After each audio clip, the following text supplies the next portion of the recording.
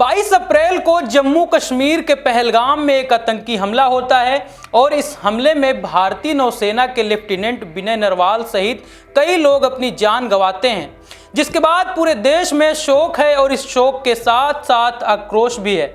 लेकिन इस दुखद घटना के बाद एक और मुद्दा इन दिनों सुर्खियों में है, क्योंकि इन दिनों लेफ्टिनेंट विनय नरवाल की पत्नी हिमांशी नरवाल को सोशल मीडिया पर ट्रोलिंग का सामना करना पड़ रहा है। हिमांशी ने शांति और सभी समुदायों के प्रति नफरत न फैलाने की अपील की थी, जिसके बाद कुछ लोग उनकी आलोचना कर रहे हैं। लेकिन इस मामले पर राष्ट्रीय महिला आयोग यानी कि NCW ने कड़ा रुख अपनाया और ट्रोलिंग को निंदनीय बताया। लेकिन ये पूरी कहानी शुरू कहाँ से होती है, चलिए इस पूरे मामले पर विस्तार से समझते हैं।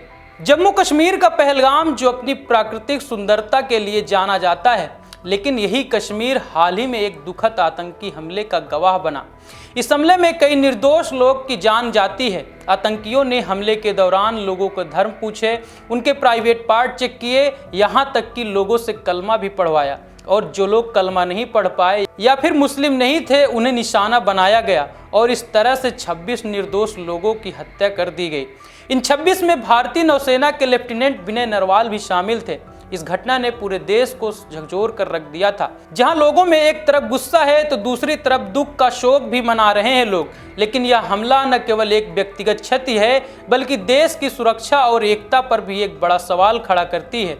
इस घटना के बाद देश भर में आतंकवाद के खिलाफ आवाजें बुलंद हुई। लोग सोशल मीडिया पर अपनी भावनाएं व्यक्त कर रहे थे। लेकिन इसी बीच हिमांशी नरवाल के एक बयान चर्चा का केंद्र बन गया, जिसने एक नया विवाद खड़ा कर दिया है। आइए अब हिमांशी के बयान और उससे जुड़े विवाद को समझते हैं। दरअसल हिमांशी नरवाल ने अपने पति की शहादत के बाद मीडिया से बातचीत की और इस बातचीत में हिमांशी ने एक भावनात्मक अपील भी की। उन्होंने देशवासियों से अनुरोध किया कि इस हमले के बाद सभी मुस्लिमों या कश्मीरियों के खिलाफ नफरत न फैलाई जाए। हिमांशी ने शांति, एकता और न्याय की मांग की। साथ ही यह भी कहा कि आतंकवाद का कोई धर्म नहीं होता।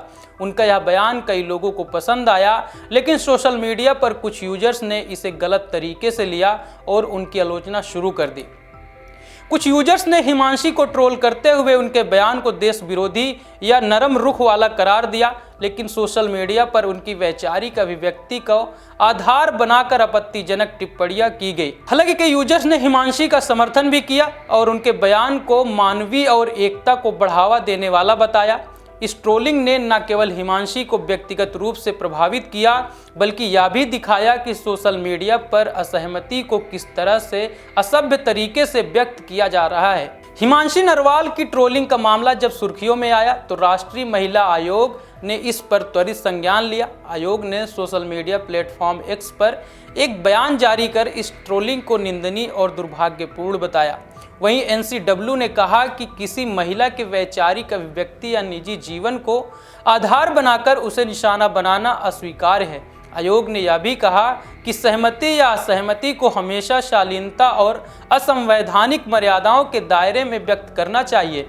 NCW की राष्ट्रीय अध्यक्ष और BJP की राष्ट्रीय महासचिव विजया ने भी इस मुद्दे पर अपनी राय रखी। उन्होंने कहा कि हिमांशी का बयान कुछ लोगों को पसंद नहीं आया होगा, लेकिन उनकी आलोचना का यह तरीका उचित नहीं है। विजया ने जोर देकर कहा कि प्रत्येक महिला की गरिमा और सम्मान की रक्षा होनी चाहिए। NCW ने अपने बयान में यह भी स्पष्ट किया कि वे हर महिला के सम्मान और अधिकारों की रक्षा के लिए प्रतिबद्ध हैं। इस प्रतिक्रिया ने ट्रोलिंग के खिलाफ एक मजबूत संदेश दिया और सोशल मीडिया पर जिम्मेदार व्यवहार की आवश्यकता को रेखांकित किया।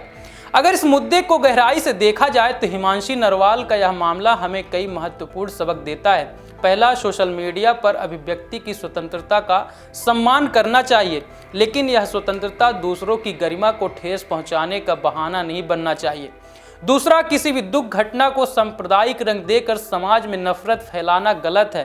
हिमांशी का बयान एकता और शांति का संदेश देता है, जो इस समय हिंदुस्तान में बेहद जरूरी है। वहीं राष्ट्रीय महिला आयोग की प्रतिक्रिया से यह स्पष्ट होता है कि महिलाओं के खिलाफ ऑनलाइन उत्पीड़न को बर्दाश्त नहीं किया जाएगा। हमें यह भी समझना होगा कि असहमति को सभ्य और रचनात्मक तरीके से व्यक्त करना संभव है। अंत में यह मामला हमें आतंकवाद के खिलाफ एकजुट होने और देश की एकता को मजबूत करने की प्रेरणा देता है। लेकिन हिमांशी नरवाल के बयान पर आप क्या सोचते हैं, हमें कमेंट बॉक्स पर जरूर बताएं। धन्यवाद।